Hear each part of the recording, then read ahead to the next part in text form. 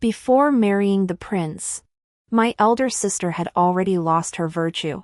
Because I bore a striking resemblance to her, 7 or 8 parts alike, the mistress forced me to consummate the marriage in her place. On the night I gave birth, she forced me to drink a cup of poisoned wine and slashed my face with a dagger. Snatching my child, she smiled venomously. I truly loathe your face. The prince belongs only to me. You may depart in peace. Soon the poison took effect, and I bled from 7 orifices until death. My elder sister, elevated by her son's birthright, became the most esteemed princess consort. When I opened my eyes again, I had been reborn back to the night of consummation with the prince. My elder sister had been granted a marriage decree by the emperor to wed the current regent prince. Alas! She was no longer a maiden. She had secretly pledged herself to Zhao, the young master of the duke's household, and had even conceived his child. Thus, when the imperial decree arrived, she and her mother-in-law panicked. That very night, they summoned me to my elder sister's boudoir. The matriarch threatened my mother's life, demanding I take my sister's place in consummating the marriage, even bearing a young heir for her. The reason was simple: I bore a striking resemblance to my elder sister. Meanwhile, my sister's body had long been damaged by the abortion potion. In my previous life, I naively believed that as long as I bore the young heir, they would spare me. They had promised that upon completing the task, they would give me and my mother 100 taels of gold and grant us a small residence outside the capital. I knew I had no choice to survive. But on the very night I gave birth, while the prince was summoned to the capital by the emperor, my elder sister served me a cup of poisoned wine. She ordered her maidservant to pry open my mouth and personally forced the poison down my throat. Watching me writhe in agony, she clapped her hands and laughed. Then, with a look of vicious cruelty, she took a dagger and slashed my face. Only when my face was a mangled mess, unrecognizable as human, did she stop. That night, her eyes were bloodshot, her voice laced with venom. I truly loathe your face. Every time I see features resembling mine, it fills me with disgust. The prince will always be mine alone. You may depart in peace. Your mother will soon join you. The next moment, I awoke in the regent prince's mansion. The searing pain of the blade slicing through flesh still felt real. I hastily touched my face, smooth as ever. The gut-wrenching ache in my abdomen vanished without a trace. I flung open my veil and saw the familiar furnishings. Grabbing the mirror from the table, the bronze mirror starkly revealed a face strikingly similar to my elder sister, Gu Mingzhu. Outside, faint sounds of celebratory toasts drifted in. Only then did I realize I had been reborn. Before I could process it, a tall figure appeared in the doorway. The next moment, the door swung open. The regent prince rushed toward me. Stumbling slightly, the regent held sway over the entire realm. With the young emperor and the empress dowager unfit to govern, state affairs were in disarray. As the late emperor's closest brother, the regent now guided the young prince in understanding court politics. The marriage between the Gu household and the regent had been arranged by the late emperor himself. The Gu family had earned immense merit by eliminating rivals during the late emperor's ascension. My father, Gu Ningzhi, faced an assassin at the imperial banquet and shielded the late emperor from a blade. He was gravely wounded, fell into a coma, and ultimately lost his life. To honor the Gu family's distinction, the late emperor specifically arranged for Gu Mingzhu, the Gu family's eldest daughter, to marry the regent prince. Thus, among the edicts left by the late emperor, this was one of them. The drunken regent prince saw me and suddenly froze. Only then did I realize my veil had slipped off in my panic.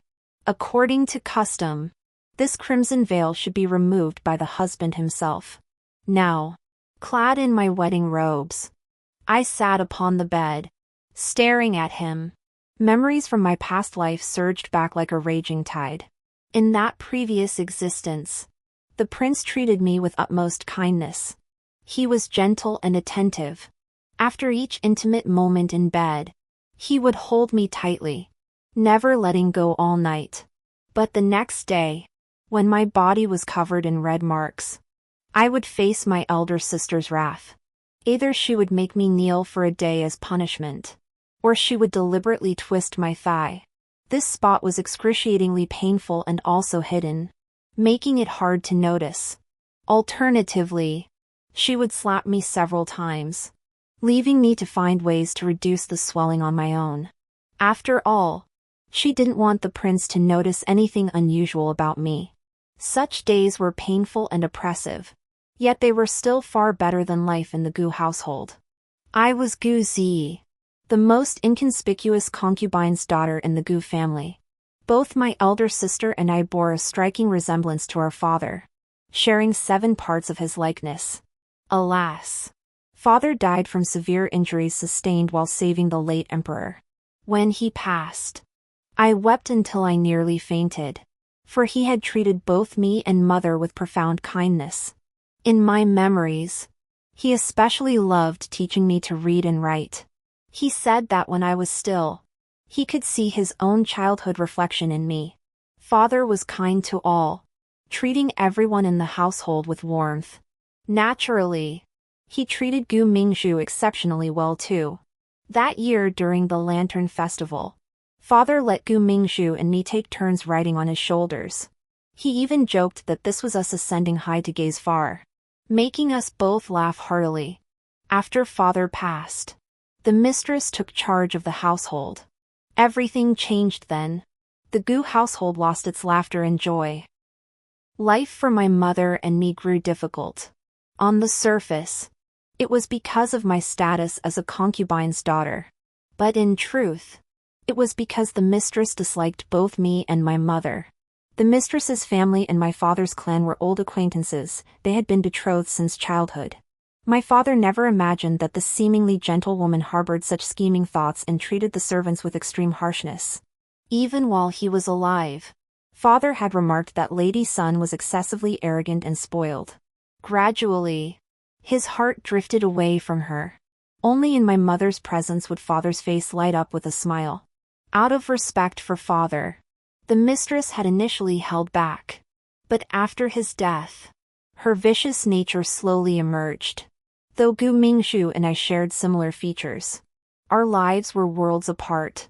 After father's death, the mistress grew especially stingy with our food, clothing, and daily necessities. Compared to the lavish life of my legitimate elder sister, the provisions for my mother and me in the Gu household were worse than those of the servants. Whenever she saw my face, the mistress would call me an ill omen, shooing me away, claiming I would bring bad luck to her legitimate daughter. That was the better outcome. If the legitimate sister saw me, she would greet me with a smile. Then, with a nod to her maidservants, they would pin me down. Her manicured fingers would dig into the flesh of my thigh. Even as I cried out in pain, she wouldn't stop. She declared she was the Gu family's only daughter, and that my resemblance to her was an act of presumption. Yet I never imagined the day would come when they would need this very face of mine. That day, the mistress looked down on me from above, as if merely allowing me to speak with them was a favor. And what they said next left me utterly speechless. The mistress demanded I take my elder sister's place and consummate the marriage with the regent prince. My elder sister had been pregnant. If she entered the prince's household as a woman who was no longer a virgin, and the prince discovered it, it would be a capital offense. Before I could speak, the mistress brought up my mother, saying that if I didn't help, my mother wouldn't live out the month. From that day on, I became my elder sister's shadow. I began residing in her side quarters, studying her every gesture and mannerism. Whenever we had to appear together, she would veil my face to avoid suspicion, presenting me as her handmaiden. Gradually, my elder sister realized that with me around, she could more easily shirk responsibility. Thus, I became my elder sister's scapegoat. If she quarreled with some noble lady, I would be the one beaten. As for studies, needlework, and etiquette all became my responsibilities. But I'd always been a quick learner, these tasks posed no challenge. Soon, I grew increasingly adept at playing the role of Gu Mingzhu. My speech and demeanor became more and more like those of a proper young lady. By the end, when my elder sister and I wore identical gowns, even our mother mistress couldn't tell us apart at a glance. Soon, the day arrived for my marriage to the regent prince. When Regent Prince Xinjiang saw me lost in thought, he waved his hands before my eyes, snapping me back to reality. His cheeks flushed with a hint of wine. I rose and gently began to undress him. His eyes never left me, the flickering candlelight casting an intimate glow. Soon, only his inner robe remained. His body stiffened abruptly. I covered my mouth with a handkerchief and giggled, feigning coyness. Watching his mesmerized gaze, I slowly removed each hairpin, letting my long black tresses cascade down. Then, I gathered my hair in my hands and wrapped it around his neck. Gazing deeply at him, I murmured, "My long hair binds your heart, tied as a knot of unity." Then, unable to contain himself any longer, he swept me up in his arms and carried me to the bed. A deluge of kisses rained down upon me. Hidden behind beaded curtains, pink begonia blossoms trembled on the bed curtains throughout the night. Jade incense burners, ice-cool mattresses, and mandarin duck brocade, pink-tinged. Fragrant sweat flowed upon the mountain pillow. Soon, he held me close as we both drifted into a deep sleep. Gazing at Xinjiangzi beside me, I rested my head against his chest, listening to his steady heartbeat as I sank into thought. In my past life, to survive, I willingly became their servant, toiling tirelessly without complaint. Yet in the end, I still met a tragic death. I refused to accept it. Mother and I always lived by the rules, never overstepping our bounds. Mother was too soft-hearted. She believed that if she yielded, the mistress would not provoke conflict. She forgot that evil knows no bounds. Beside me, Xinjiangzi breathed steadily. The flickering red candle cast dancing shadows, making his features appear even more exquisitely painted. My hand unconsciously brushed his cheek. His beauty was peerless, a rare sight in this world. A plan quietly took shape. In this new life, I would never again be that Guzi, trampled upon by others. Since you forced me into the role of Gu Mingzhu, I would never relinquish this position. This title of princess consort, I would claim it without hesitation. The next day, I discreetly had a servant from the mansion purchase a bottle of perfume for me. At the first light of dawn, Zhang Ma, the attendant by my elder sister's side, pretended to enter with water. She swiftly shot me a glance, signaling me to leave immediately.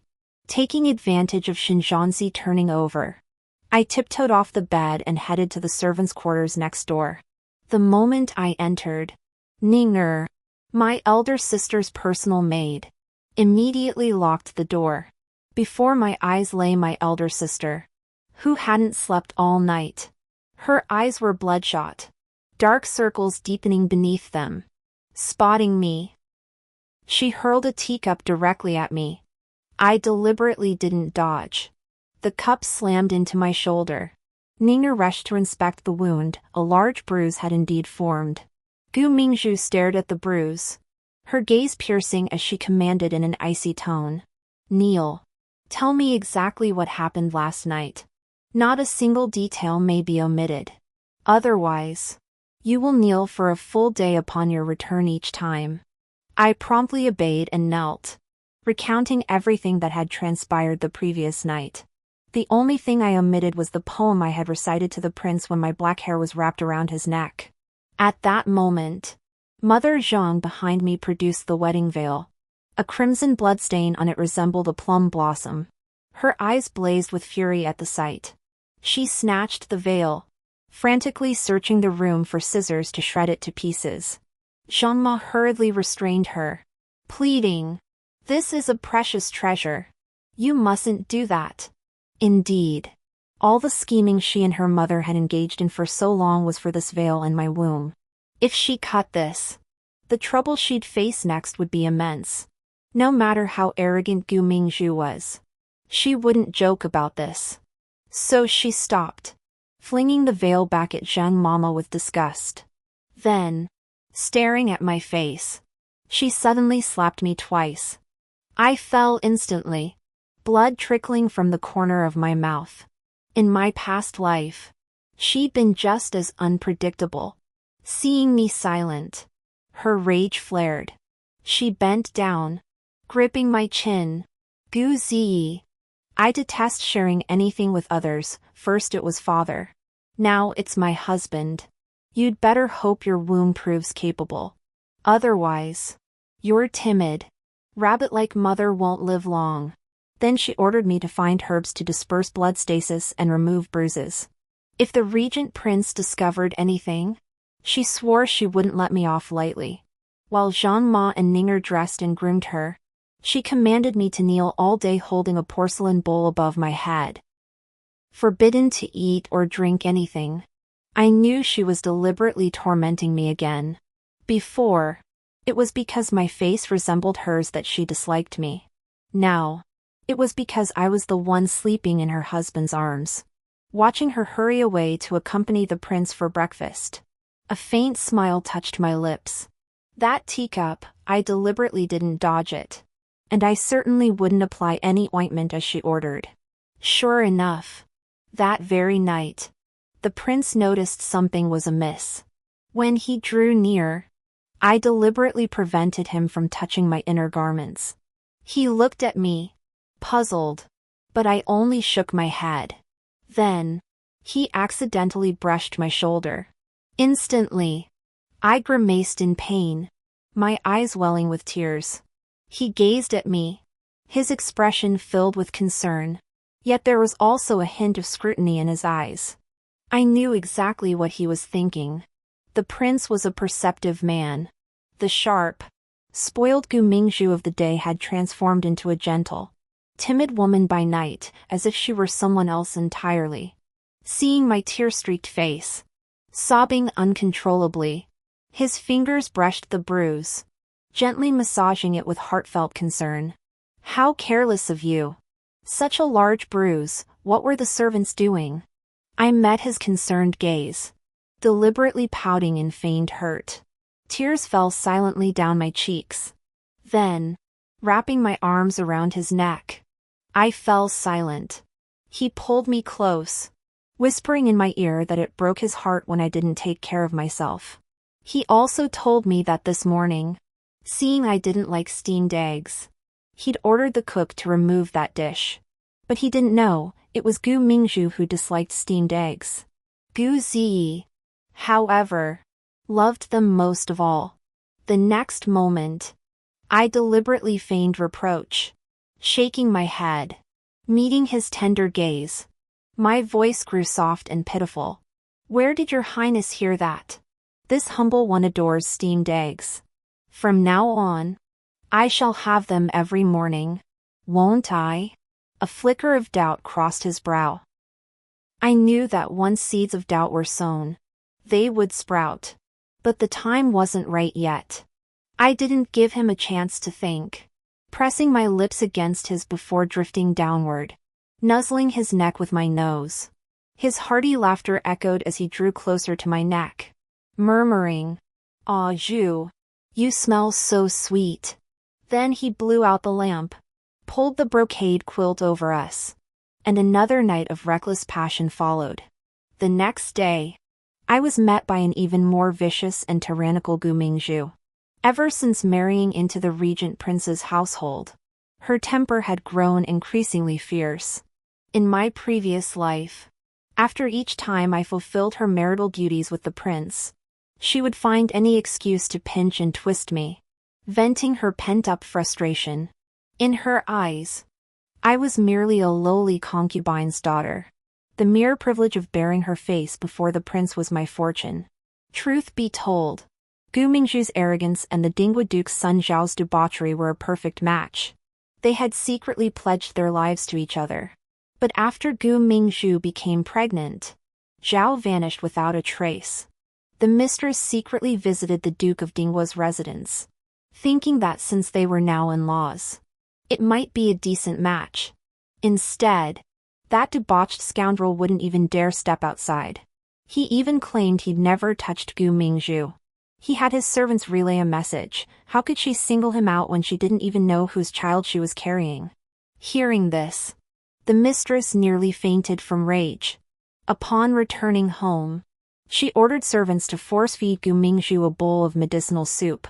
That very night, the eldest sister suffered uncontrollable bleeding from her lower body.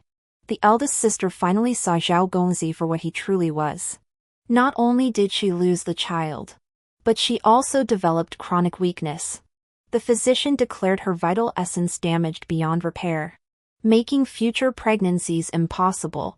Thus, when the imperial decree arrived, the eldest sister and the mistress remembered me. Yet despite my self-sacrifice, Gu Mingzhu grew increasingly cruel toward me. In her presence, I was treated worse than a servant, but I still held value for her. Thus in my previous life, though she hated me, she could only scheme in secret, never daring to harm me openly. Only after her pregnancy advanced did the regent prince, mindful of the fetus, cease sharing our bedchamber. Only then did her attitude toward me soften slightly. Now, seeing the shattered teacups scattered across the floor, I knew she had fallen for the regent prince. He possessed both courage and cunning, and was blessed with striking good looks. By day, the prince treated her so well that her affections had gradually drifted from the dissolute Zhao young master to him. But her body was damaged, so it was I who shared the prince's bed. This drove her utterly mad. So every night while I shared the bed with the prince, she would sit in the servants' quarters next door, staring blankly into the night. Her once spoiled nature grew increasingly erratic, and she treated the servants with ever greater cruelty. In my past life, one morning the prince had a sudden nightmare, and I returned home a little late. She made me kneel on the floor, then took out an extremely fine embroidery needle. She grabbed my hand and drove the needle under my fingernail. I cried out in pain, but the more I suffered, the more delighted she became.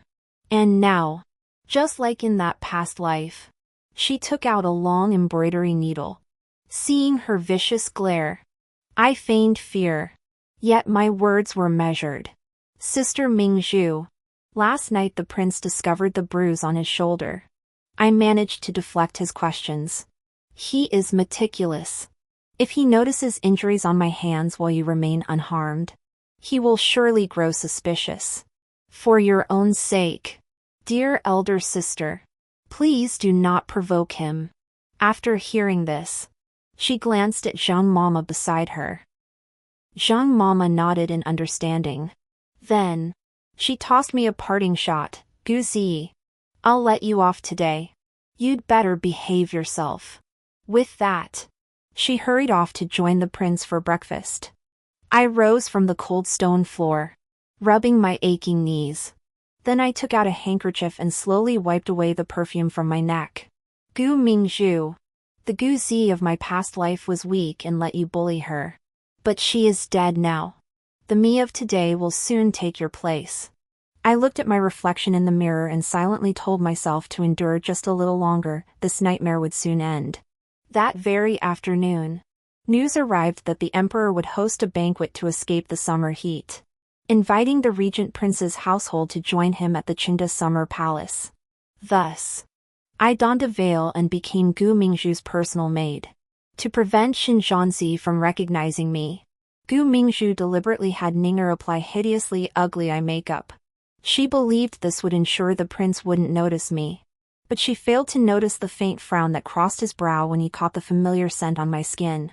Soon, the emperor and empress dowager invited everyone to the main hall for ice treats.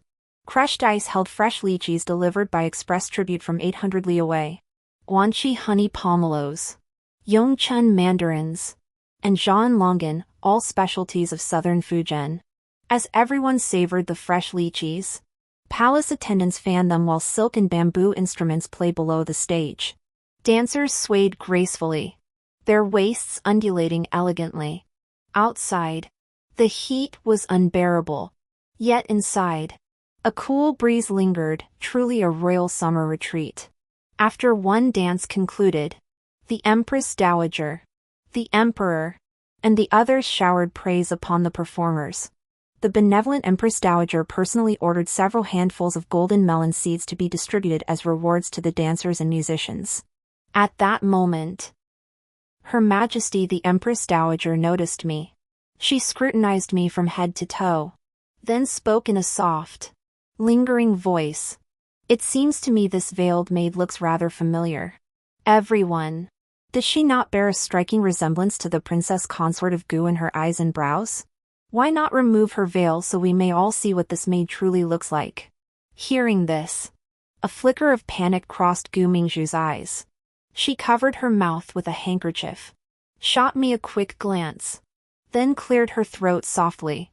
Your Majesty, this servant is my personal maid. I never intended for her to wear a veil, but she suffered a terrible burn to her face as a child, leaving a dreadful scar. That is why she must conceal her face. I also feel we share a resemblance in our features and have always regarded her as a younger sister. Yet on this fine day of summer retreat, it would be best for her to keep it covered. Should she frighten the guests, the guilt would fall heavily upon me. Her explanation was sound and reasonable, and the Empress Dowager naturally agreed. After all, she was the revered Empress Dowager herself. Seeing our similar features, she was merely curious. She was merely a maid. The Empress Dowager paid no mind to the scar on her face. But I caught the regent prince's face darken instantly beside her. A plan formed in my mind. I felt a quiet thrill. It seemed the opportunity I'd sought for so long had finally arrived today. Gu Mingzhu thought she'd escaped unscathed and breathed a sigh of relief. Then, another group of dancers took the stage as celestial music began to play. Taking advantage of the crowd's distraction, she discreetly signaled me to leave quickly. Beneath my veil, the corners of my mouth lifted in a faint, mocking smile before I slipped away unnoticed. I had barely reached the secluded bamboo grove when a tall figure clad in dark robes followed. Before I could discern who it was, he wrenched my veil away. It was the prince, staring at my face. His eyes held shock, yet also a hint of expectation. Next, he snatched my handkerchief and wiped away my heavy eye makeup. Leaning close to my neck, he caught the familiar scent of orange blossom perfume. Then, his clear voice rang out, tinged with anger. You are the woman who shares this prince's bed each night. So then, who was in the main hall? This prince has long wondered why the Gu Mingzhu of day and the Gu Mingzhu of night differ so greatly. Even though you share the same face, the scent on your skin, your preferences in food, the tone of your voice, there are always subtle differences. The wounds on your body always vanish by day, only to reappear so distinctly at night. When I look at you, a wave of tenderness stirs within me. Yet facing the Gu Mingzhu of the day leaves me hollow inside, utterly empty, devoid of any interest whatsoever. Yesterday, I witnessed her punishing a servant with such ferocity, utterly unlike the person I saw on our wedding night. My suspicions were immediately aroused. So I asked her if she remembered the verse you recited for me that night. She froze, then claimed she had forgotten, having fought alongside the late emperor through countless perils. I've honed an eagle eye. Such petty tricks cannot deceive me. So tell me, who are you? And what has happened? I quietly shed tears, nestling into his embrace, shaking my head softly without a word. He grew impatient, grabbing my hand and pulling me toward the main hall, intent on confronting Gu Mingzhu before everyone. I clutched his hand tightly, tears welling in my eyes as I shook my head fearfully. Yet inside, I was already bursting with joy. This was the first step of the plan. He didn't know that today I had deliberately lured him here. As I retreated, I knew his gaze was fixed on me. So, in the instant before leaving, I pretended to casually lift my veil. He saw the familiar profile beneath. That's why I knew he'd follow. After all, the Gu Mingzhu of day and the Gu Mingzhu of night were not the same person. Discovering the secret himself would shock him far more than if someone else had told him. Seeing I didn't speak, he grabbed my hand and started running toward the main hall. To stop him from ruining my plan, I wrenched my hand free. Then, with a thud, I knelt before him. I told him everything, word for word. Only then did he understand why I had forbidden him from informing the Emperor and the Empress Dowager. After all, this affair was too absurd. If it were to spread, it would surely bring no benefit to the Regent Prince's mansion. Moreover, we didn't know the Emperor and Empress Dowager's intentions. If the thunder was loud but the rain light, failing to strike them decisively, it might instead alert the enemy. More crucially, my mother remained in their hands. Xinjiangzi gazed at me, took my hand, and spoke in a low voice. I never imagined a man of honor would endure such injustice against his own wife without a word. Rest assured, I have a plan. Tomorrow, simply stay by my side. Then, he leaned close and whispered a few words into my ear. That evening, Mother Zhang bathed and dressed me before escorting me to the prince's chambers. I vividly recall Gu Mingzhu's venomous face before I left. She glared at me, digging her nails into my arm as I passed. As I closed the door, she seemed to remember something. She ordered me to report every detail of my interactions with the prince from now on. She also mentioned that the prince had asked her a line of poetry a few days prior, which she couldn't answer. This time, she'd let me off. Finally, as she left, she warned me to find a way to conceive quickly. Otherwise, I'd never see my mother again. I nodded obediently and slowly shut the door. But the moment I turned away, a cold smile touched my lips. Gu Mingzhu. Oh, Gu Mingzhu. After tonight, you'll never boss me around again. The next morning, Gu Mingzhu waited and waited, but I didn't return. Instead, Zhang Ma rushed over in a panic. Seeing her hesitating to speak, Gu Mingzhu flung a teacup onto the floor. Zhang Ma trembled violently, finally collapsing to her knees with a thud. Stammering, she managed. Miss C is accompanying His Highness the Prince for his evening meal. Gu Mingzhu's eyes widened instantly, her face frozen in disbelief. She stormed out the door. But the moment she opened it, she retreated like a turtle withdrawing into its shell. Yes. What right did she have to go now? As Gu Mingzhu? But in the prince's eyes, Gu Mingzhu was currently dining with him. She spotted the veil in the corner. Gritting her teeth, she donned the veil and headed straight to the prince's chambers. At that moment, the prince was tenderly feeding me steamed egg custard. We were discussing a passage from Mencius. A lady must first disgrace herself before others will disgrace her. A family must first destroy itself before others will destroy it. A state must first attack itself before others will attack it. After hearing my explanation, he nodded approvingly, then affectionately ruffled my hair. A flash of venom crossed Gu Mingzhu's eyes as she silently stood behind me. I knew she was waiting for an opportunity to remind me it was time to switch back. But Gu Mingzhu, you won't get that chance anymore. I feigned anger and scolded her loudly. Which servant is this? So ignorant of etiquette? How dare you not bow to your master? The prince beside me remained expressionless.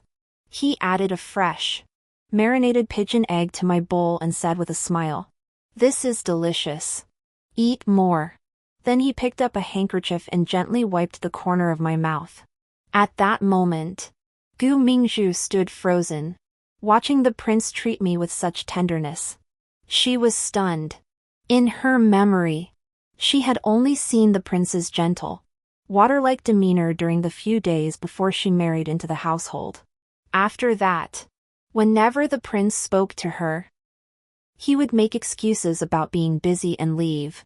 The next moment, noticing her dazed expression, the prince flung his chopsticks down. Insolent servant! Do you think the princess consort's gentle nature means you've forgotten this mansion has only one mistress? All the palace attendants gasped and immediately knelt. Seeing this, Gu Mingzhu could only awkwardly kneel and awkwardly perform the servant's bow. After all, accustomed to being a mistress, how could she possibly know the proper servant's etiquette? Then, the prince gave a soft, cold snort. Such an ignorant servant need not attend us henceforth. Confine her to the laundry room. From now on, all the prince's household garments shall be sewn by this maid. As for now, lock her up. I happen to have some free time recently. Once we leave the summer resort, I shall accompany the princess consort back to the Gu residence to properly inspect the Gu family's master and mistress.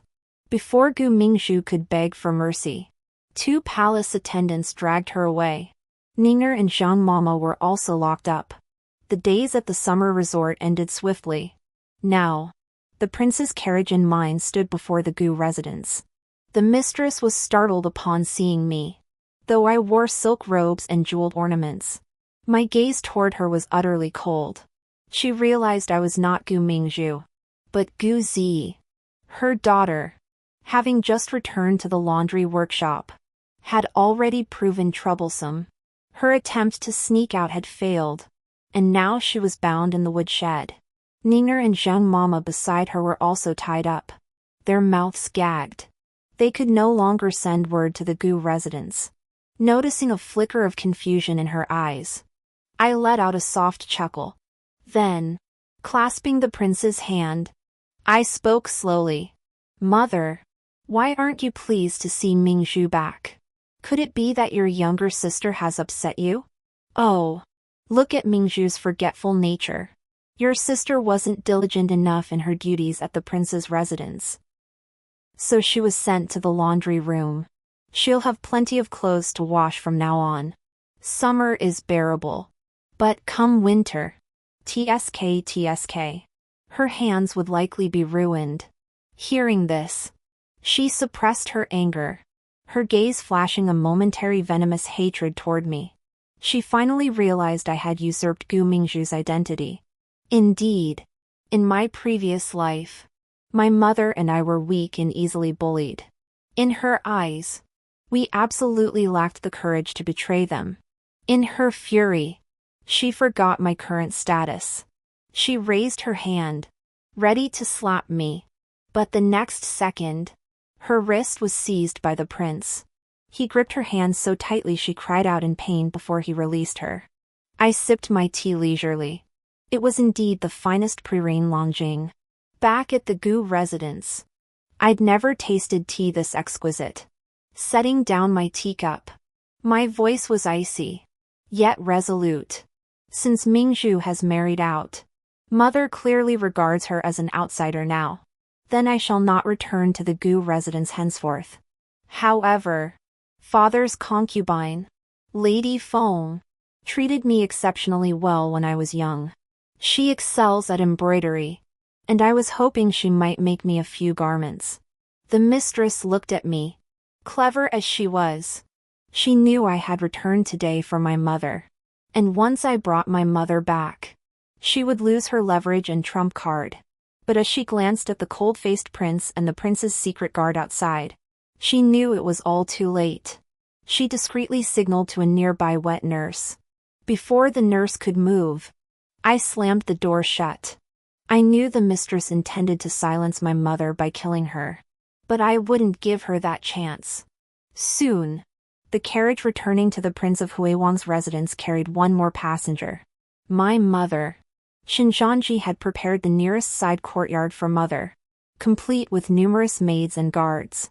With Mother staying there, I felt at ease. Next, it was time for me to deal with Gu Mingzhu slowly. But when I arrived at the woodshed, it was empty.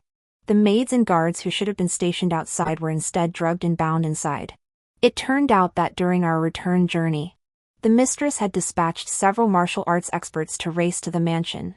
With exceptional agility, they had slipped into the mansion unnoticed. They then bribed a kitchen servant with several dozen taels of gold to uncover Gu Mingzhu's location. Entering the woodshed, they seized the opportunity to knock out the guards and maids. Gu Mingzhu and the others hid in rice and water jars prepared by the servant. The kitchen boy pretended to leave the estate to buy ingredients, pulling a cart out of the prince's residence. Soon, the kitchen servant who helped them escape was found. They found him preparing to flee the city. Gazing at this traitorous servant, the prince personally seized a whip. Several lashes sent the man into unconsciousness. Finally, the prince tossed aside the whip, his face twisted with disgust. My mansion has no place for traitors. Throw him out onto the streets. Let him fend for himself. Afterward, he came to the bedchamber. Seeing me deep in thought, he clasped my hand tightly.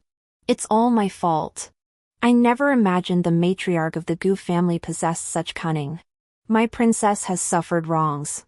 Meeting his dark eyes, I gave his cheek a soft peck. No need for formalities.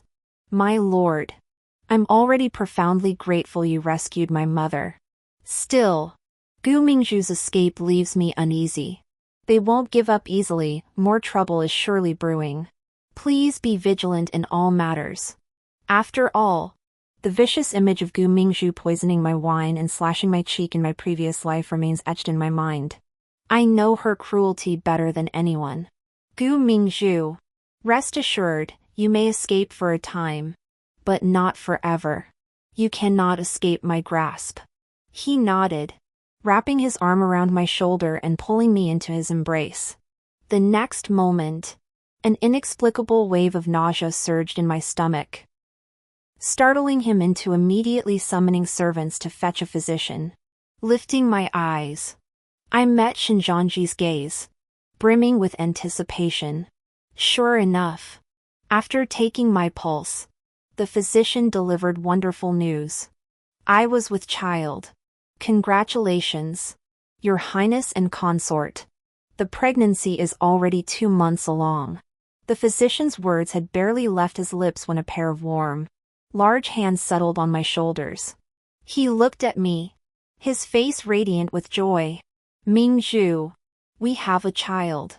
Noticing the flicker in my eyes, he suddenly realized his mistake and quickly apologized. I'm sorry, Z.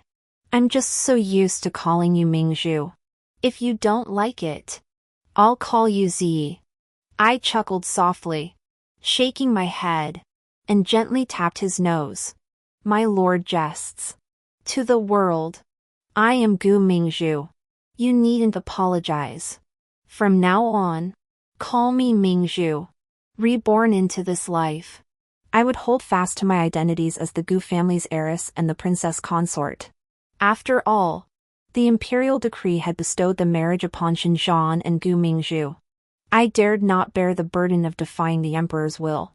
Soon after, I heard from the prince that the southern barbarians had changed dynasties.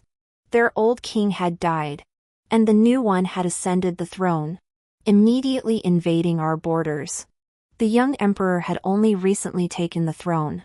The old ministers had abdicated due to his youth, and there were scarcely any capable generals left. Thus, the task of repelling the southern barbarians in this time of crisis fell upon the regent prince. The day before his departure, I clasped his hand tightly and told him to go with peace of mind. I vowed to manage the prince's residence with utmost order and efficiency, awaiting his triumphant return. Soon, Xinzhanzi donned his armor and left the residence, glancing back every few steps as he journeyed toward the frontier. Under my stewardship, the prince's residence operated with flawless order, indistinguishable from when he was present. A month passed swiftly. Each day, I dispatched servants to secretly visit the Gu residence, gathering intelligence, I knew Gu Mingzhu could only go to the Gu residence. Yet, after a month of inquiries, the servants all reported they hadn't seen Gu Mingzhu. Instead, they had seen the Prince of Anping entering and leaving the Gu residence several times. Hearing this, I couldn't help but ponder silently. The Prince of Anping? He was the eldest son of the late emperor. Yet his haughty nature had alienated many court officials. To line his pockets, he had secretly dipped into military funds and engaged in numerous corrupt practices like selling official positions. Rumor had it he was even impeached by a censor for maintaining close ties with several chieftains of southern barbarian tribes. Yet, lacking sufficient evidence, the case was dismissed as groundless accusations and swept under the rug. Seeing his utter incompetence, the late emperor abandoned any hope of him ascending the throne. Before his death, he directly named his youngest son as crown prince, entrusting state affairs to his most trusted brother, the regent prince. It seems Gu Mingzhu and the mistress secretly contacted Prince Anping, hoping to turn the tables. I wore a sneer and shook my head lightly. Now, having discovered my bold defection, they realize they've offended the regent prince and know their days are numbered. They seek a new patron. But I never imagined they'd be so foolish as to choose the unreliable Prince Anping. Truly, they'll trust any scoundrel. It seems desperation has truly clouded their judgment, like cornered dogs. They've lost their minds. My brow furrowed as a plan crystallized in my mind. A plan to take them all down at once. I then wrote 2 secret letters. One I slipped into the palace. The other, sent by express courier, reached Xinjiang's military camp at the frontier. Another month passed, and my pregnancy began to show. Today, the royal decree from His Majesty arrived at the prince's residence.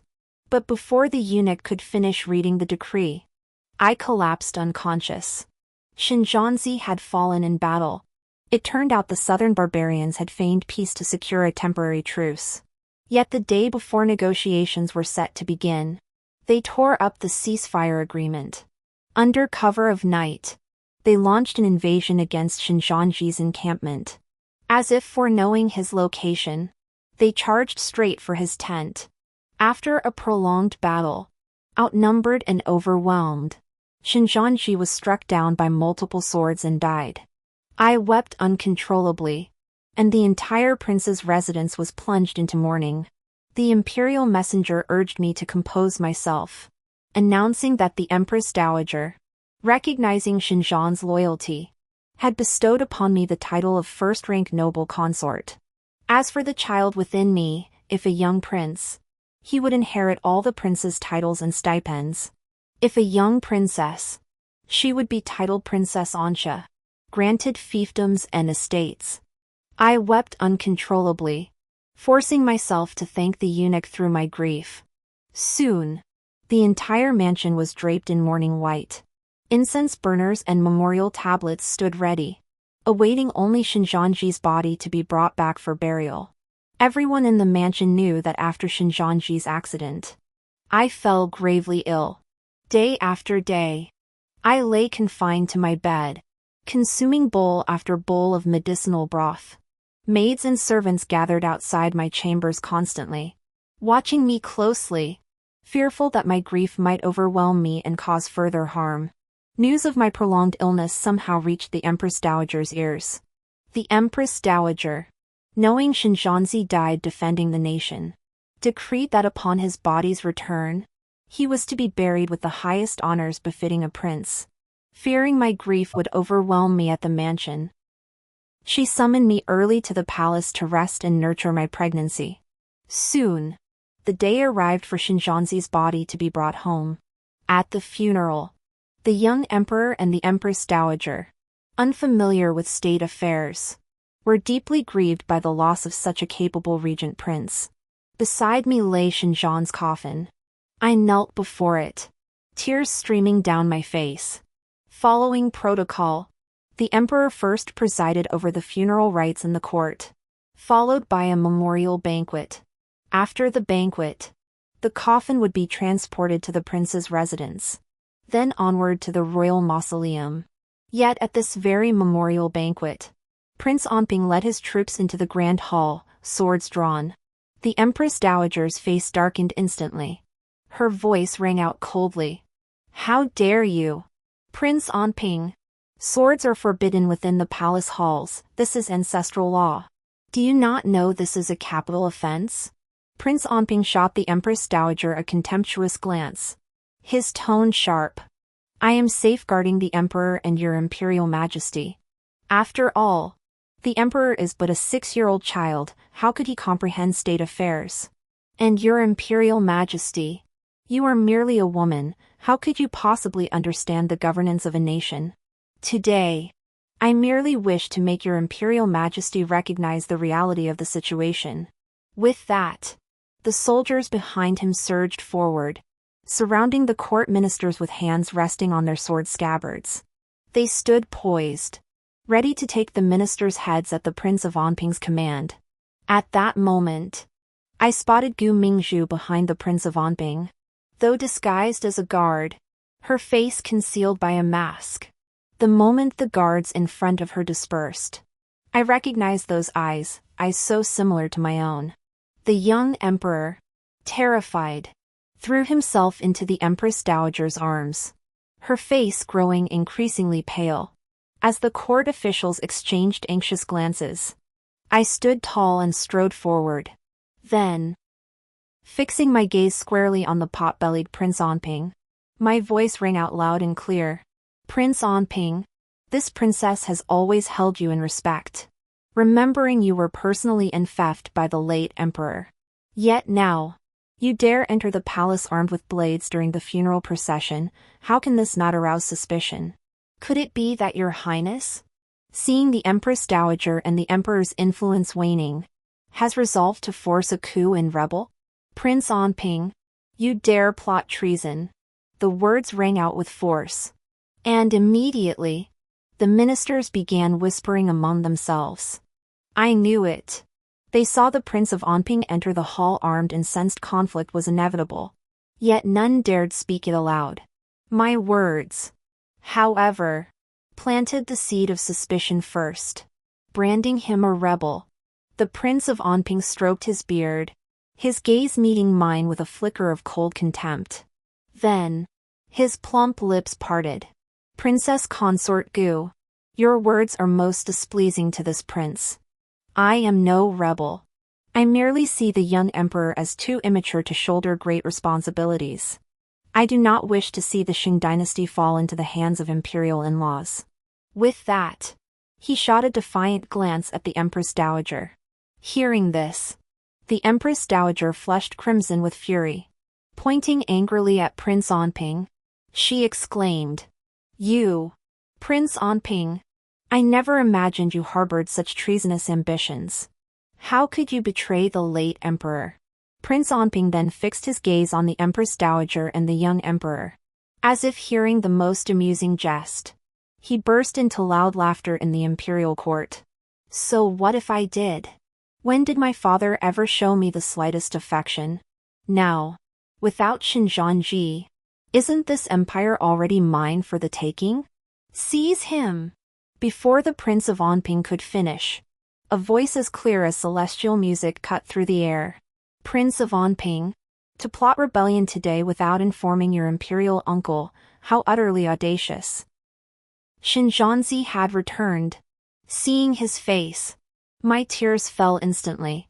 2 months apart, and he had darkened and grown thinner. Yet his brow and eyes held even greater resolve, and a small scar graced his left temple, lending him a rugged, heroic air. Prince Onping gasped, his eyes nearly popping out of his head. "Xinjiang? You weren't dead? How are you here?" Xinjiang pretended not to hear, walking straight to my side. He draped his outer robe over me, his eyes filled with tenderness. "My lady, the wind is strong here. Don't catch cold." Only then did he turn to Prince Onping, his tone dripping with contempt. "How dare you? By seniority, I am still your imperial uncle." Utterly vulgar, Prince Onping is truly beyond redemption. Besides, seeing me die at the hands of barbarians seemed to please you greatly?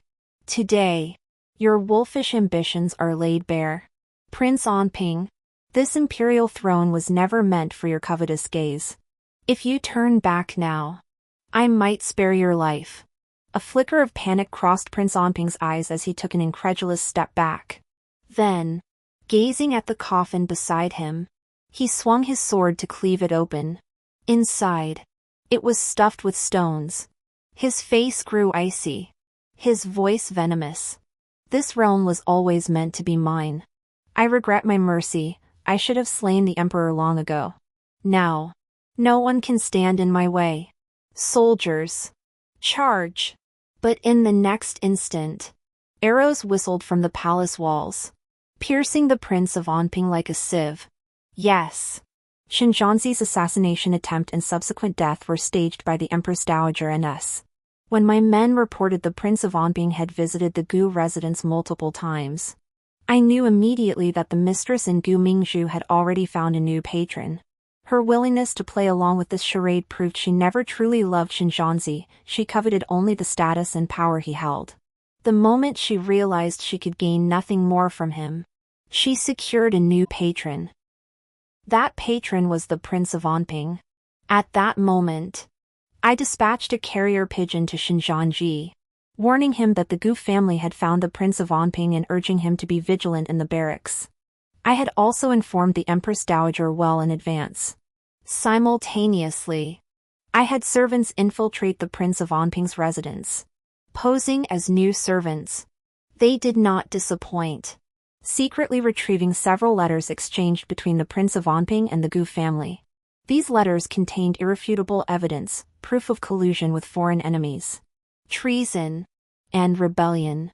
The correspondence revealed Prince Onping had re-established and maintained close ties with former barbarian factions, exchanging state secrets between the two nations.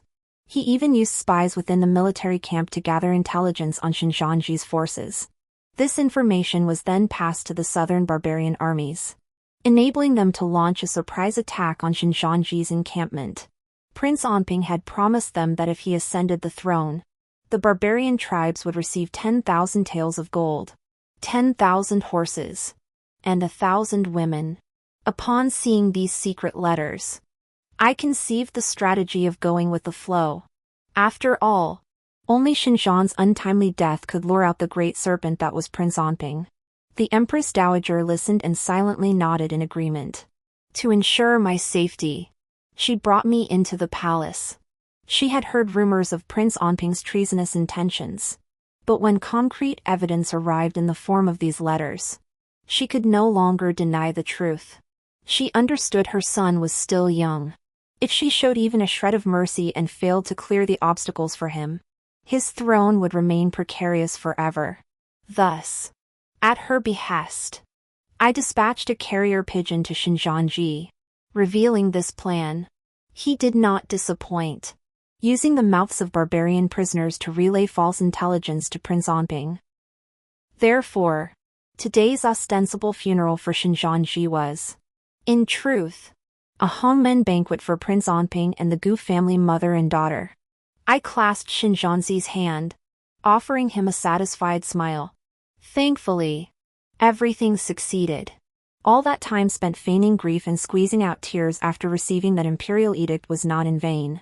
Just then, my peripheral vision caught Gu Mingzhu attempting to slip away. Seeing her coup attempt fail, Gu Mingzhu sought to slip away unnoticed in the crowd. But I denied her that chance. I pointed directly at Gu Mingzhu. The next instant, an arrow pierced through her shoulder. All was settled. In the dungeon of the prince's mansion, I wore the vibrant attire of a princess consort. My lips painted a vivid, alluring red. A palace attendant stood beside me, hands cradling a golden-laid jade tray. Upon it rested an exquisite wine cup, filled with poisoned liquor. Beside the cup lay a sharp dagger. At that moment, Gu Mingzhu and her mother were bound to a pillar, their mouths gagged. As I watched the venom in their eyes, I placed my hands over my belly and smiled faintly. I had grown plump now. A far cry from the emaciated frame I'd possessed at the Gu residence.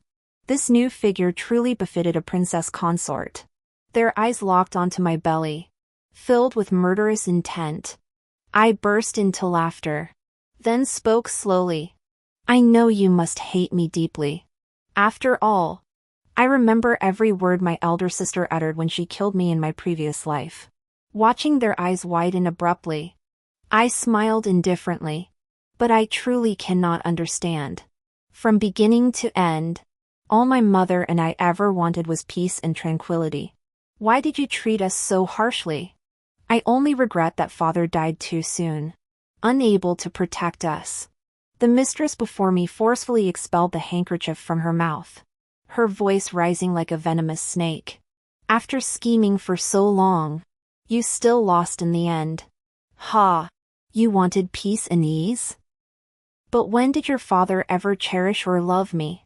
Though I held the title of Gu family matriarch, he spoke of your mother daily. And me? Mingzhu? Did he ever care about us? That's why I hated your mother with a vengeance, and your father, Gu Ningji, even more. You think your father died of natural causes? I bribed the imperial physicians and herbalists to replace his wound medicine with deadly poison. Only with him dead could your mother and you suffer. And I could seize control of the entire Gu household. What a pity, Prince Onping's defeat ruined such a perfect plan. Hearing this, my blood boiled. So it was her all along. Tears streamed down my face as childhood memories flooded back, father holding my hand, patiently teaching me to write. I knew my father. He was never the man the matriarch described, one who favored a concubine over his wife. Father always taught us to honor the matriarch, warning us never to harbor rivalry within the household. It was her own jealousy that clouded her mind. Closing my eyes, 2 clear streams of tears fell, staring at the 2 mad souls before me. I paced forward, my eyes crimson. I had intended to send you both on your way swiftly. The poisoned wine and dagger were ready, but I've changed my mind. After all, I am with child now and cannot bear the sight of blood. So, I shall give you a surprise instead. Then, I clapped my hands. A familiar figure limped into the room. It was the young master of the Zhao family from the Duke of Ding's mansion, Gu Mingzhu's former lover. Watching the stunned mother and daughter, I wiped away my tears, my eyes cold. You probably don't know this yet, but the Duke of Ding secretly colluded with Prince Onping. He thought that once Prince Onping became emperor, he'd get a share of the spoils. What a pity! Now the Dinghua Marquis' household has fallen. Yet the regent prince, in his kindness, spared young Master Zhao's life. But this scheme to collude with Prince Onping? It all started with you too. After the Zhao family's downfall, young Master Zhao had his leg broken by enemies. Tell me, on whom do you think he'll vent his fury? Seeing the 2 turn ashen, the mistress quickly pleaded for mercy. Gu Mingzhu, her mouth gagged, eyes brimming with tears, shook her head frantically. Zhao Gongzi, no longer the man of luxury he once was, now clad in coarse hemp robes, limped forward, his face dark and sinister. Then, he raised the whip in his hand with brutal force. The next second, a heart-wrenching scream pierced the air. I smiled with satisfaction and slowly closed the door. A month later, Master Zhao presented 2 boxes. Each contained a human pig. Both inside had long since lost their limbs, their facial features mangled beyond recognition. I tossed a handful of gold coins to Zhao, who hastily knelt to express his gratitude. Gazing at the grotesque, inhuman forms within the boxes, I covered my mouth and chuckled softly. What filthy things are these? Throw them into the latrine at once. Watching the servant obey my command, taking the boxes straight to the changing room's outhouse, I beamed with radiant joy. I then instructed the servants that the prince would be leaving for court immediately, ordering them to prepare his favorite dish, squirrel-shaped mandarin fish. I gently stroked my increasingly prominent belly, my eyes brimming with blissful joy. Let me nurture soaring wings and play with clear melodies at my leisure.